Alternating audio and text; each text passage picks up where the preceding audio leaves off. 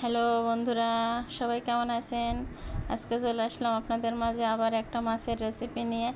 আজকে আমি সর্ষে ইলিশ ভুনা করব, তো আপনাদের সাথে শেয়ার করতে আসলাম। দেখে বলবেন কেমন হলো। আমি মাছটা কেটে রেডি করে নিয়েছি, তারপরে হলুদ লবণ মাখিয়ে নিয়েছি, একটু ভেজে নেব হালকা করে। তো আমি তেলটা বসিয়ে দিয়েছিলাম, তারপরে আমি মাছটা ভাজা হোক তারে আমি বাটাটা করে নেব। আমি এখানে বাটা করব রসুন, পেঁয়াজ, কাঁচামরিচ, জিরা, মশলা আর মশলার ফল, আর তারপরে দিব সর্ষা। এগুলো আমি বেটে নিয়েছি, বেটে রেডি করা শেষ। এবার আমি মাছগুলো তুলে নিয়েছি, তেলটার পরে এগুলো দিয়ে ভেজে নেব।